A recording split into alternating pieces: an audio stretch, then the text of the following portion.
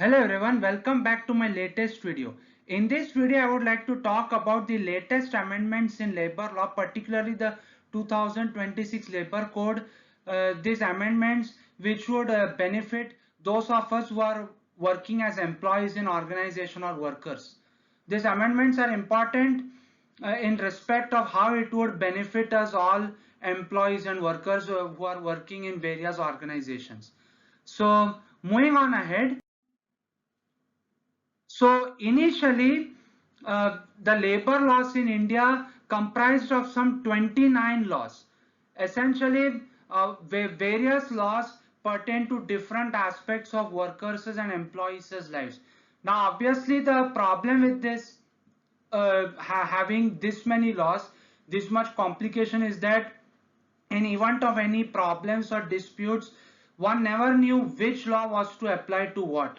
So again, this created a lot of legal complexities, legal troubles. So under the new amendments, it has been reduced to essentially just four simple pillars. The four pillars, they comprise of wages. There have been regulations drafted in the amendments which govern how we are paid and how we are compensated for our labor and so on. Then one is industrial relations. This usually pertains to relationships between employees and management. So management employee relationships or labor management relationships, how to better manage them, how to better work through such relationships to ensure mutual benefits for both parties, particularly for employees, that is. So the amendments have streamlined frameworks to manage this relationship. Then third pillar is social security. Now, and for all workers and employees, obviously those of us who work in organized sectors, that is in the big companies and so on, there has been social security for a long time, but social security has not been available to people working in the unorganized sector, people working in roadside stalls or small shops or small businesses really. Even big business employees are usually not all that well protected uh, under the labor laws. At least they weren't until now. So under the amendments, all types of workers, those who are working in the big companies as well as those who are working in the unorganized sector, that is small shops, road stalls, those who work as auto rickshaws, cab, taxi drivers are also all protected.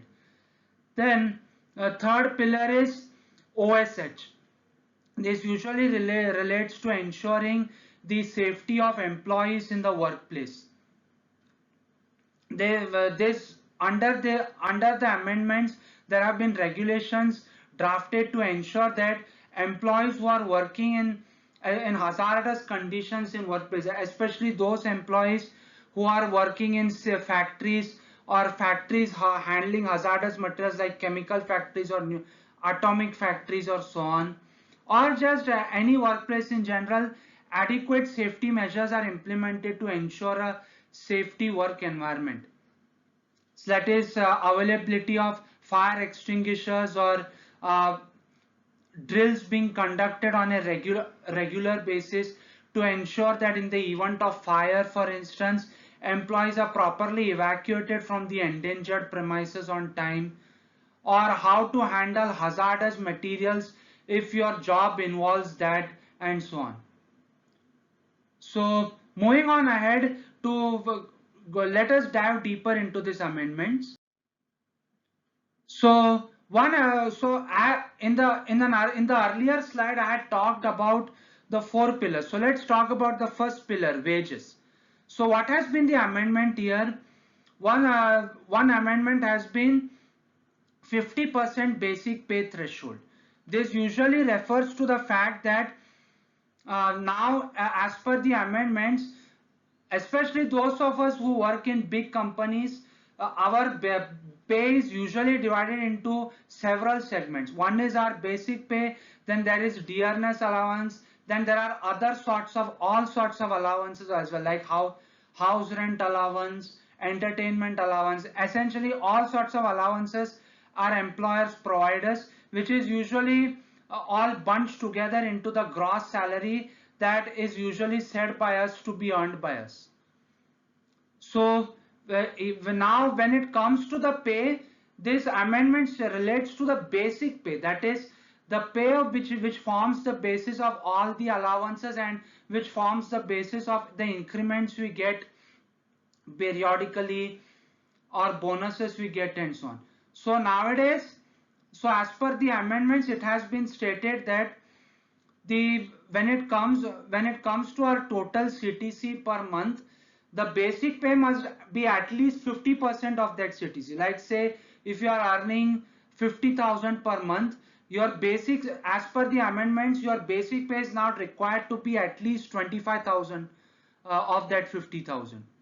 Now now why this amendment has been done is, in the earlier days, employers instead of ensuring better pay for employees, or rather instead of ensuring that employees wages were safe, they would usually cheat on wage security by, instead of securing basic pay, they would instead pay various sorts of allowances to the employees, whether it be house rent allowance, entertainment allowance, or other sorts of allowances.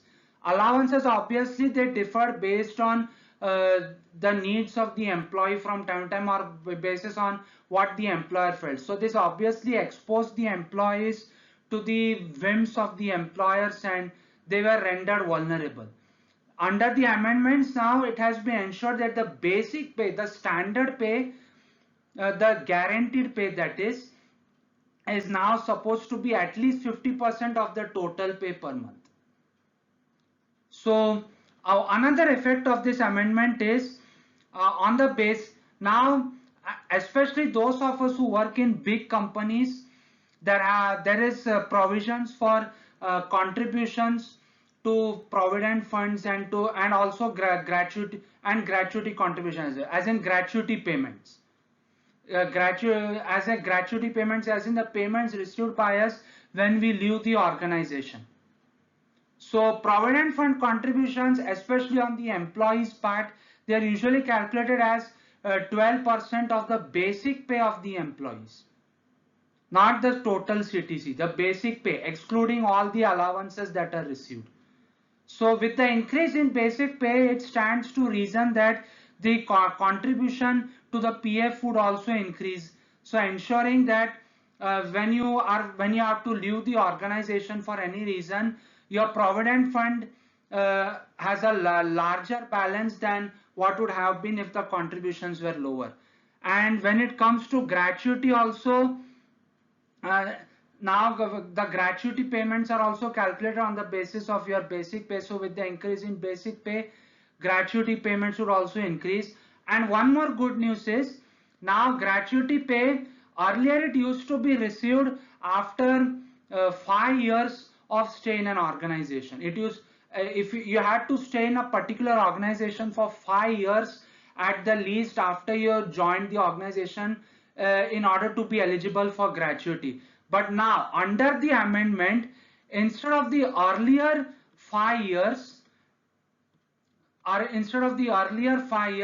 now the period of stay in the organization after which you are eligible for gratuity has now been reduced to only 1 year, which means you need stay in an organization for only 1 year before you are forced to leave, before you have to leave, which means it's pretty good news actually.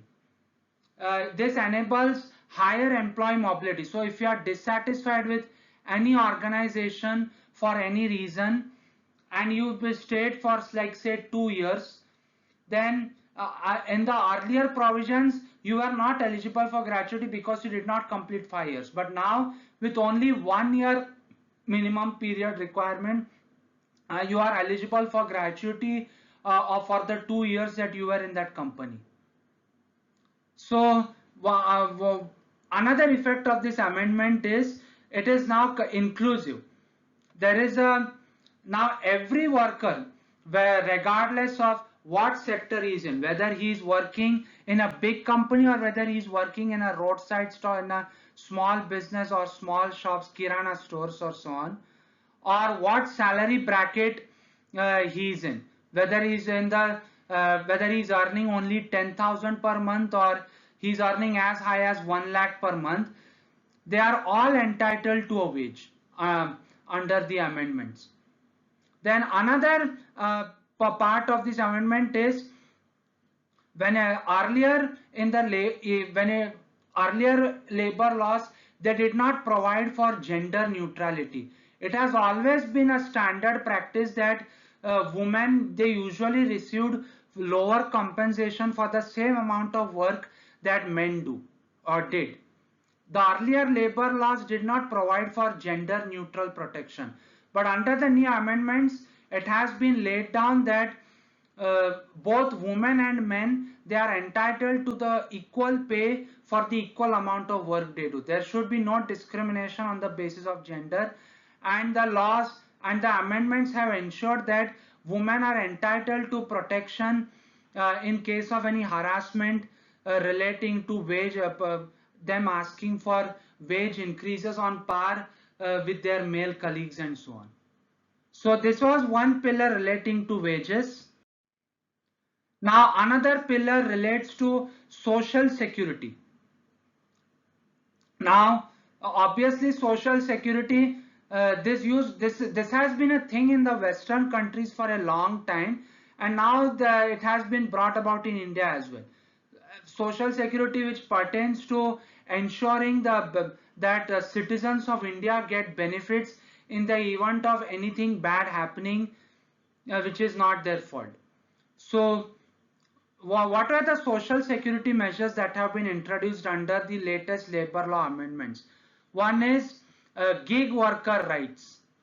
Gig worker, this usually means, for example, auto rickshaw walas or taxi walas who they work for Uber or Ola, as in whenever you book a cab or a rickshaw or cab via Ola or Uber app, the rickshaw or cab that comes to us when we book said vehicle, those the drivers of those vehicles, they they are usually, they actually operate on their own, but they are linked to Ola or Uber. They are, you could say, they are freelance operators.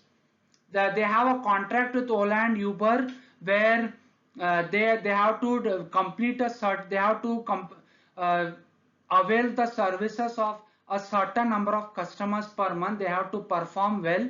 If they don't do so, then they can be they have to withdraw from the benefits of Ola and Uber, which can be disastrous because nowadays, especially in big cities, Ola and Uber is used for pretty much uh, every time you travel. Every time we all travel, we book a rickshaw or cab with Ola or Uber. So being drivers being forced to withdraw from Ola or Uber can be disastrous for their earnings now. So essentially, this aggregate, the Ola and Uber, they are legally termed as aggregators largely because they aggregate freelance operators like autonomous auto rickshaw walas or cab walas, and they enter into contracts with them wherein they have to uh, provide services to a certain number of customers periodically, and on the basis of that they would be entitled to a fixed amount of money or compensation. Now whenever, now under the amendments it has been provided that the aggregators, that's Ola, Uber or any other app which avails the service, which uses the services of autonomous freelance operators to earn their revenues, how much turnover they earn every year, 1 to 2% of that turnover has to be contributed to a dedicated social security fund. This fund is to be dedicated strictly for the welfare of their operators. If the operator happens to meet with any mishap during the course of their work, uh, like say if an auto rickshaw wala was driving a customer to another location and there was an accident and the rickshawala suffered from serious injuries, the rickshawala is entitled to compensation on the social security fund, which is where contributions are to be done by whichever aggregator he was working for, whether it was Ola or Uber at the time. So this is another one. Then gratuity reform, as I have said in the earlier slide, earlier it was employees were required to stay for minimum 5 years in the company if you had to avail of gratuity after you had to retire. But now you can qualify for gratuity after just 1 year of service. After just 1 year, if you do not want to stay in the organization any longer, then you can avail of gratuity. This is probably taking into account the high level of employee mobility that exists nowadays. Employees are rapidly switching organizations whenever they want to avail of better opportunities elsewhere. So which is why the amendments have recognized this, and so they have lowered the eligible period for gratuity from 5 to 1 year. Then the benefits are now supposed to be portable. So if you are working for an organization where you are entitled to certain benefits, whether it be insurance or PF or any other fund which your employer maintains, for which you are to which benefit you are entitled to, then those benefits, as per the amendments, they are not locked with that one organization. Those benefits are supposed to be linked to your UAN, universal account number, which is usually Aadhaar number only. So these benefits are supposed to be linked to your Aadhaar, which means that if you leave one organization and join another company, those benefits are supposed to be transferred to your new employer by means of your Aadhaar, which means that as per the amendments, these benefits are now portable. If you leave one company and join another, whatever benefits were accrued to you during your working with the other organization, they can now be transferred to your employment with the new company. So this is another advantage of the amendments, that essentially portability of the benefits across organizations. Then another benefit of Social Security is maternity protection. Now this used to be a common problem in the past, where especially in case of women employees, where if they got pregnant or if they had to avail of long maternity leaves, they were deemed as liabilities by the company and fired on short notice, fired without proper compensation. Essentially, women were deemed to be at fault for getting pregnant or for daring to ask for maternity leave. Obviously, pregnancy is a delicate stage for women. They require rest and care. They cannot be forced to work while they are pregnant. Maternity leave is a natural right for women employees. Obviously, employers didn't really take this into account, so they just took into account how much they could extract from their employees in a company, and if it was a woman employee who got pregnant, then she was fired. Now under the amendments, there are now enhanced legal safeguards, where if the woman working in companies, they are now entitled to at the very least 6 months of maternity leave, sometimes 9 months for the entire period of pregnancy. And if they are refused maternity leave, if they are fired from the company just because they got pregnant, then they can complain to the human HR of their company, or they can avail the benefit, they can complain in other legal forums where they would receive the appropriate protection, where they would be either they would be compensated for being improperly fired, or they would be allowed to stay in the organization.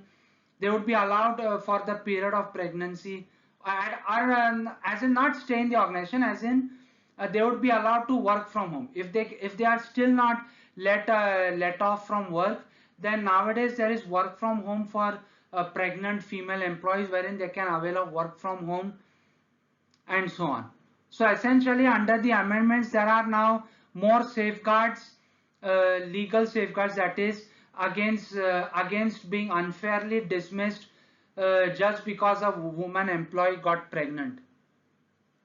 So now, under the amendments, there has been a lot of emphasis on work-life balance.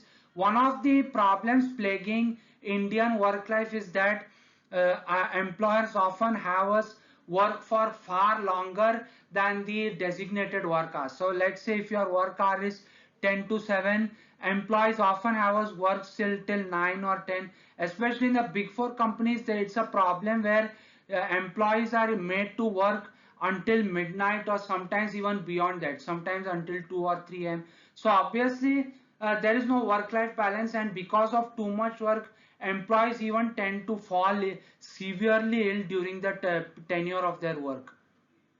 So essentially, there have been instances of employees even getting heart problems or dying of heart attacks because of the excessive amount of work taking a strain on their body. So these problems have been recognized, and the amendments have now made sure that there is appropriate work-life balance for employees. And in so what is this so what is this work-life balance which the amendments have ensured? That I'll go into detail. So one is standardized work hours. So under the amendments, of every week of work, the number of hours for every week of work has now been capped at 48 hours, as in maximum hours of work that an employee is supposed to work every week is 48 hours, no more than that.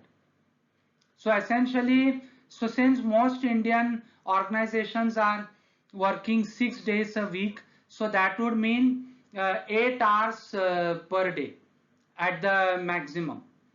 Sometimes there are some organizations which maintain 9-hour work day and so on, but maximum 8 hours, no more than that. Then, however, if an employee doesn't want to work the 6 days of the work, if he only wants to work say 4 days a week, Monday to Thursday, he wants a longer weekend of Friday, Saturday, Sunday, then he can make the necessary arrangements with his company for the 4-day work week. Of course, the number of hours per day would be increased from 8 to 12 hours, since obviously you are asking for lesser days of work. So obviously the employer would want compensation for the lesser days of work for 12 hours. So that way, equal to the number of days you are taking holiday, the number of work days would be increased, work hours would be increased from 8 to 12. Of course, this has to be mutually agreed upon between employees and the company. If the company does not agree to it, then the employee is obliged to work the 6 days week. He cannot on his own initiative take up the 4-day work week. Then now another benefit which the amendments has provided for employees is double overtime pay. Essentially, if you are working beyond 8 hours a day,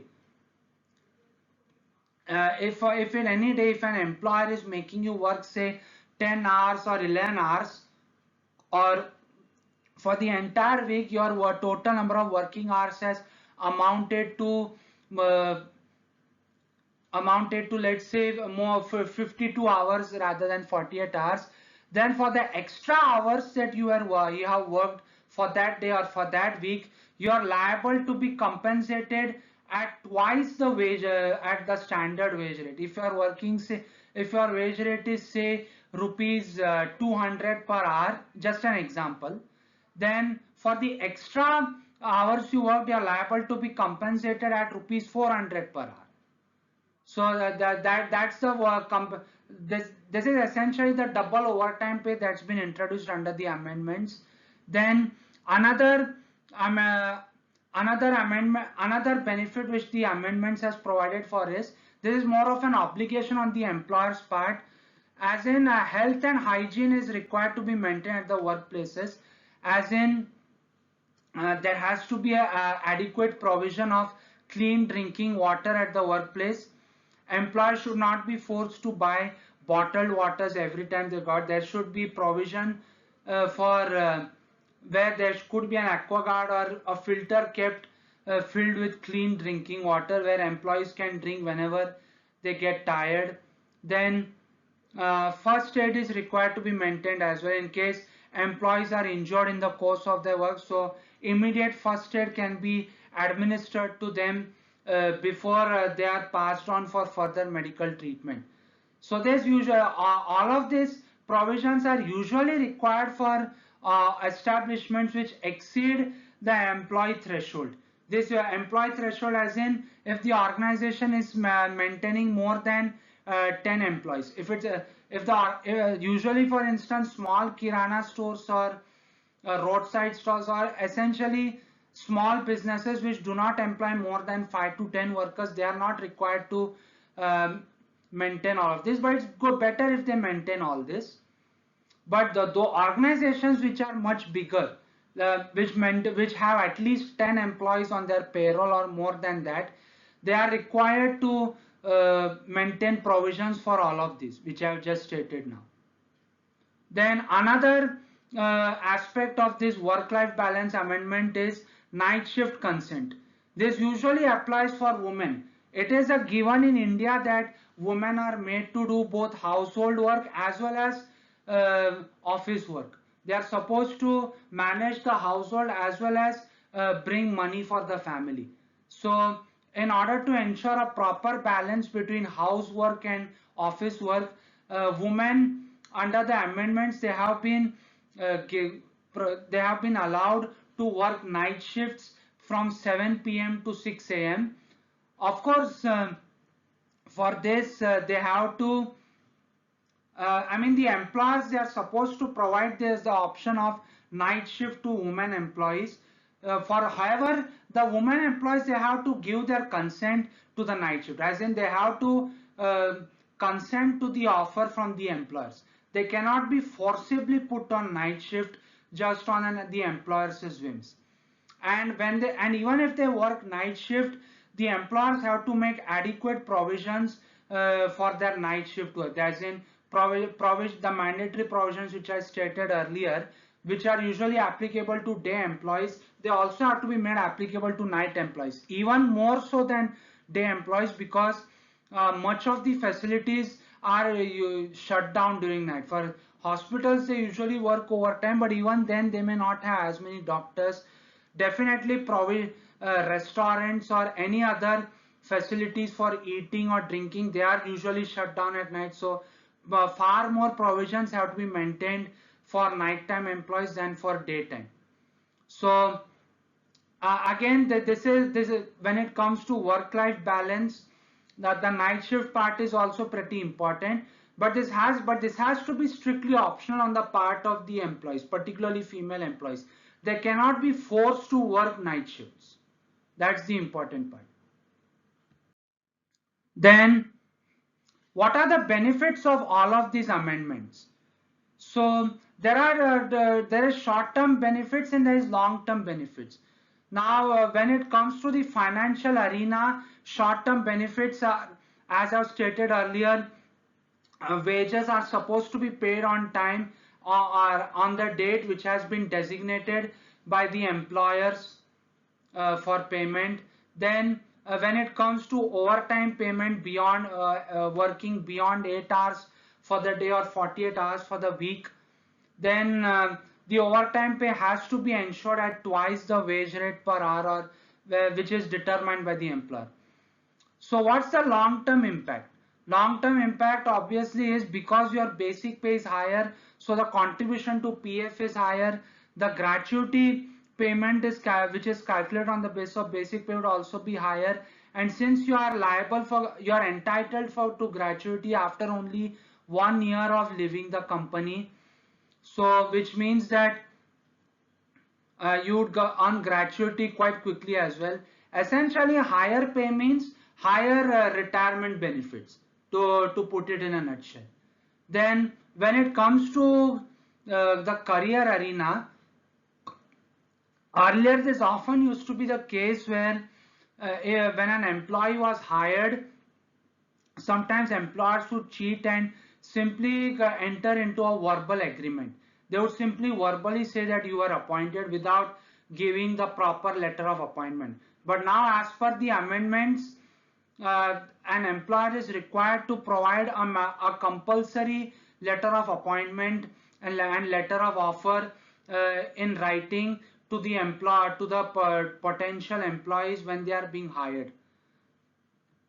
Now, short-term benefit is this appointment letters, they usually lay down the amount of compensation you are entitled to per month or per year. So which means that you know what are your rights, what benefits you are entitled to, everything is laid on the appointment letter. Which means that there is a written record maintained, and in the event of any problems at your workplace, you can just simply show the appointment letter as proof of whatever whatever is your problem. What is the long-term impact? Long-term impact is these appointment letters are also sometimes provided digitally. So when you switch companies, the appointment letters, they serve as or after you leave the company, the mandatory relieving and experience letters that you are provided in writing, all of this ensures that you can smoothly transition to the other company if you want without too much problem. Since your work history is there, which means your new employer can verify the work history, and they can find out, as in they can verify the work history, and on the basis of that they can decide whether to hire you or not. So that's the other benefit. So essentially the work history of your work history would be properly maintained. You would be able to seek employment at any place you want, since you would not be hampered by the lack of documentation. Then when it comes to healthcare, now if you are an employee and you are at least 40 years old and above, you are entitled to free annual checkups conducted by the company on your behalf. You don't have to pay for these health checkups, the company would pay for this. Then long-term impact of all this is the company is also obliged to maintain an insurance for you. This insurance would be for compensation in the event of any accident or any mishap that happened to you while you were working and so on. So essentially the company is obliged to maintain this sort of insurance.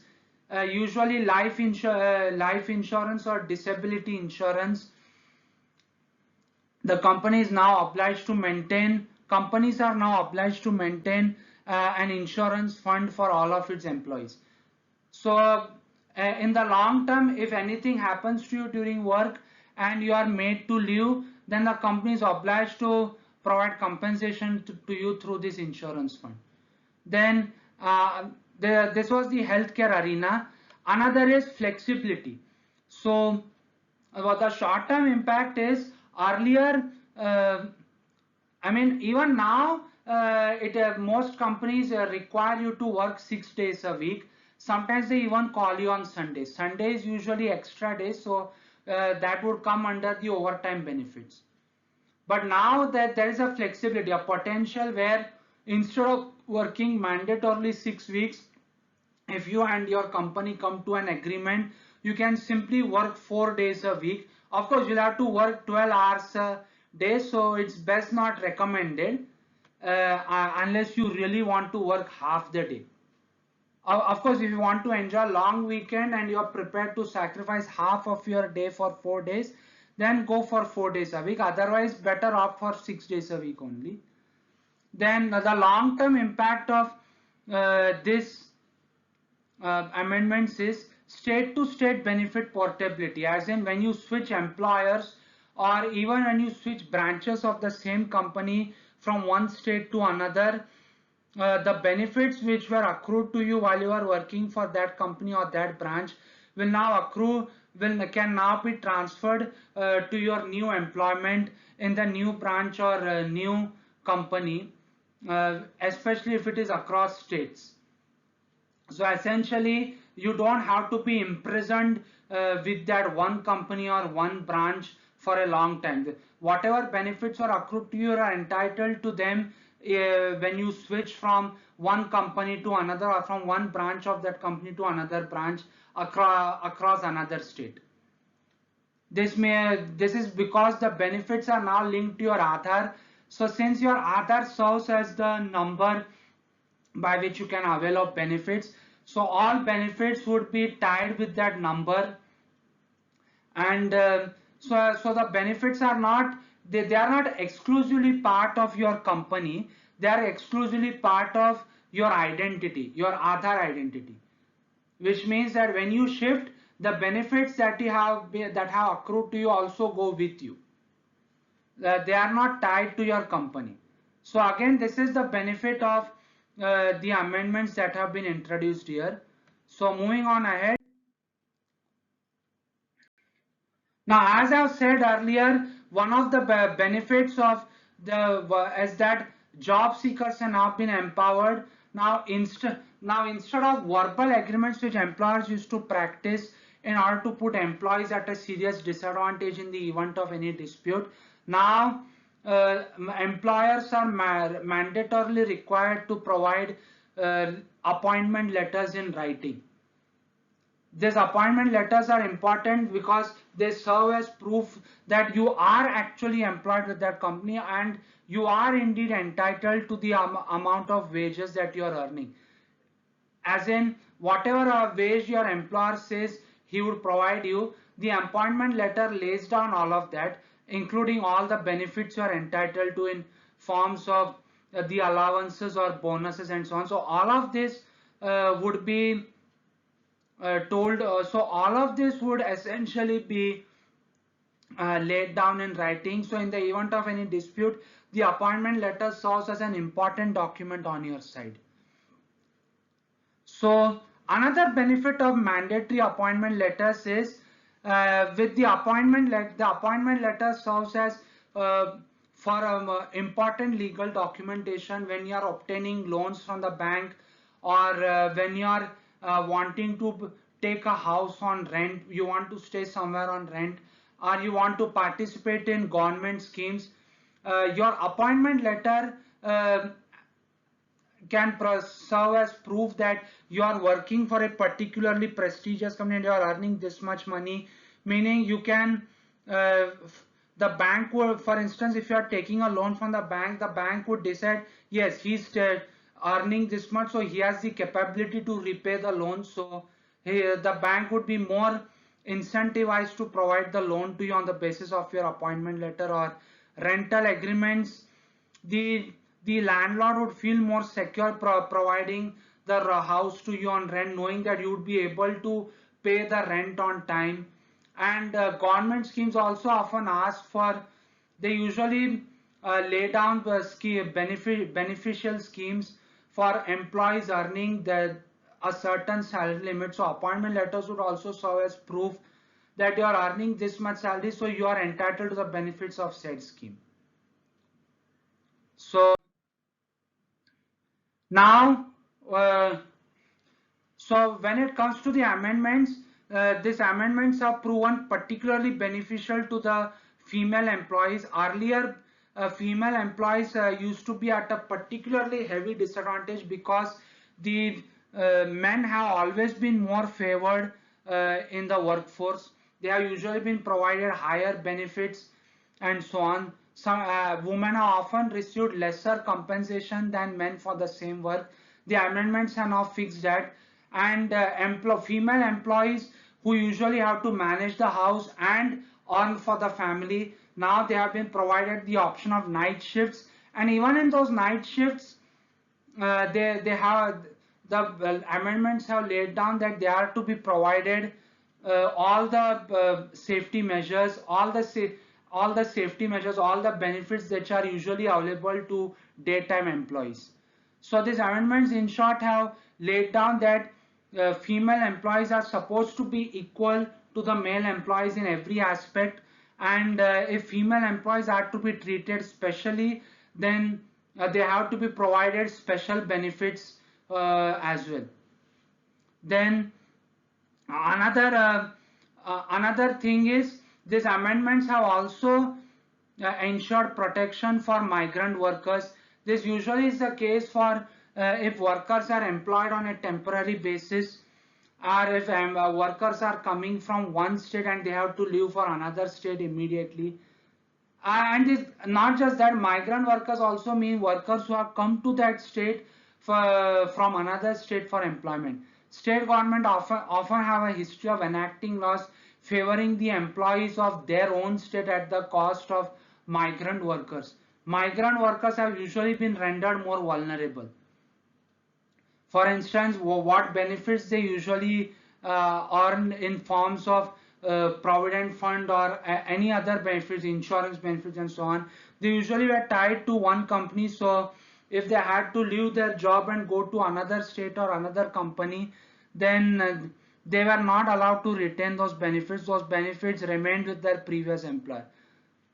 So they were put at a serious disadvantage when they switched to another state or another company for employment. But now under the amendments, since your benefits are linked to your Aadhaar, so the benefits are also transferable with your own transfer.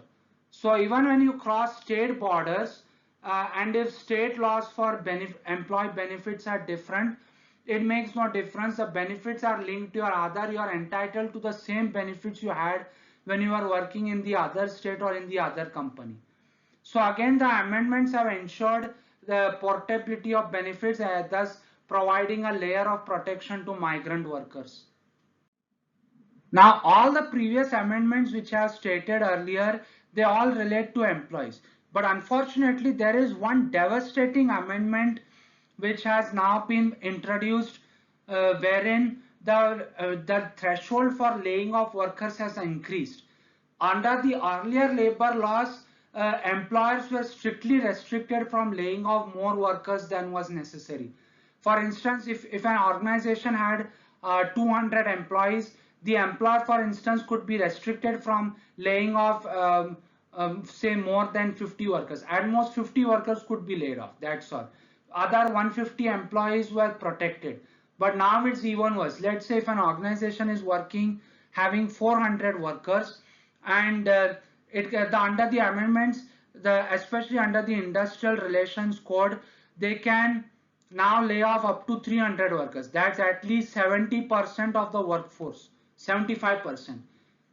Now, for employers, obviously this is good news, which means that they don't have to keep unnecessarily more employees. They can keep a limited number of employees and earn more profits.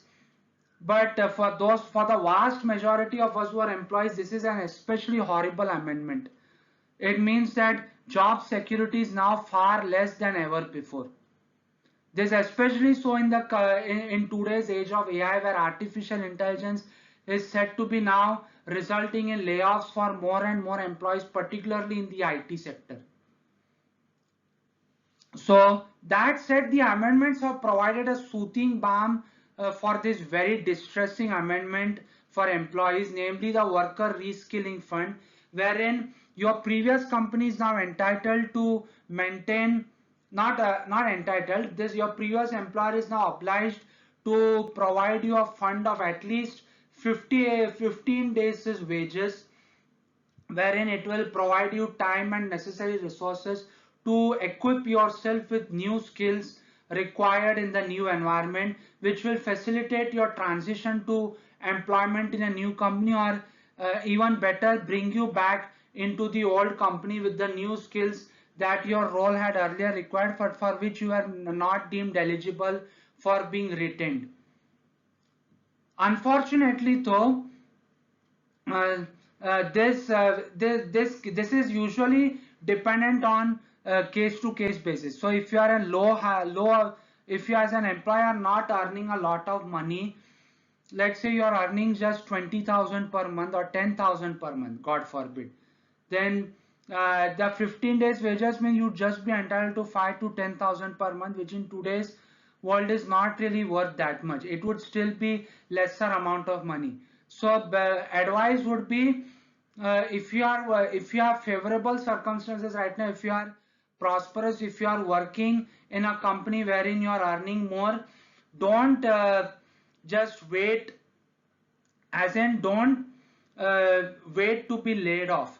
Nowadays the potential for layoffs is even higher with the changes in circumstances, not just this amendment but also with the other social circumstances, like with the introduction of AI, with the more and more technology being introduced as a substitute for human workers. So the potential for layoffs is even higher than earlier. So which is why when you are safely employed in a company, if you are in good circumstances right now, if you are earning well, if you are uh, in a stable job, don't just waste whatever you are earning on frivolous luxuries, or don't spend everything you earn. uh, Allocate a certain portion of your money to savings. Make sure you create your own funds, create your own reserves, so that if you are unfortunately laid off for any reason, you can still uh, this worker reskilling fund would serve more as an extra benefit. Then you would still have sufficient reserves of your own, wherein whatever company you are going to, as in not company you are going to, as in for the period for which you are unemployed, then you would have sufficient reserves which you can use to maintain your standard of living, or which you can maintain before you uh, get employment in a new company, or sufficient resource by which you can avail of new skills on your own for being re-employed at a previous company. So despite, so even though this horrible amendment has been bound with a worker reskilling fund amendment, this is still really not much of a guarantee. So as an employee, it is best, however much you are earning, allocate a certain portion of that money to savings, save up on your money, and don't spend frivolously, spend only on as much as is necessary. So essentially, don't waste too much money on luxurious items. Spend only as much as you are capable of spending without incurring too much debt, and save up on your money. That way, essentially, just to sum it all up, as is the common expression, save for a rainy day. So in any event, if circumstances are bad, you would still have in sufficient reserves of your own, by which you can work, by which you can maintain yourself properly during the period of your unemployment, especially if you are not able to land a new job soon. So so essentially, try to look out for yourself as best as you can. Don't rely too much on these amendments. Don't rely on the benefits provided by the employers as well. Take full advantage of them, but at the same time, learn to look out for yourself. That's my advice. So, so to conclude this video, make sure you understand your rights under the labor laws pretty well. First step is uh, make sure that your Aadhaar is linked to whatever benefits the company entitles you to. Let's say if you are entitled to provident fund or insurance benefits, make sure that your Aadhaar is linked to the benefits your company is providing. That way, when you transition to another company, when you transition to another company or another state, where another branch of the same company is located, or any other transition, that way these benefits, they are linked to your Aadhaar, and these benefits also are transferred with you. Otherwise they would end up staying with your former company, and your access to those benefits would be locked. So make sure that your Aadhaar is linked to the benefits your company is providing when you join said company. Then another thing is, renew your pay structure. Make sure that examine your salary slip properly, where there your salary is structured on the basis of basic pay and allowances. Make sure that your basic pay equals 50% of your total pay. If you are, say, let's say, earning, say, 50,000 per month, make sure your basic pay is 25,000. If examine a salary slip, if you find out that your basic pay is only, say, 15,000, or the rest of your 50,000 comes in form of allowances, negotiate with your employer to ensure that your basic pay equals 25,000. That way, you would be protected in the eventuality of your allowances not being received due to any issues with your employer and so on. The allowances are variable basis on the employer's mood and basis on circumstances outside your control.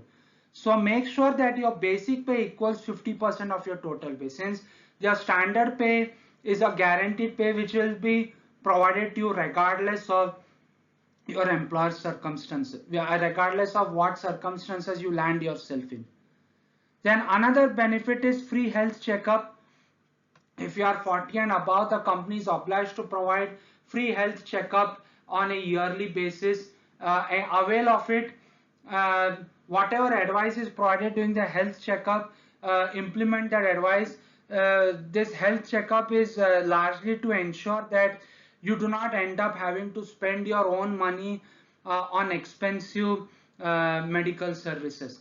That said, this health checkup may not exactly be carried out properly, so better still keep proper monetary reserves so that should you come up against any health problems, you would still be able to have sufficient reserves of money to avail of the necessary medical treatments, especially if they happen to be expensive, hopefully without having to take medical loans.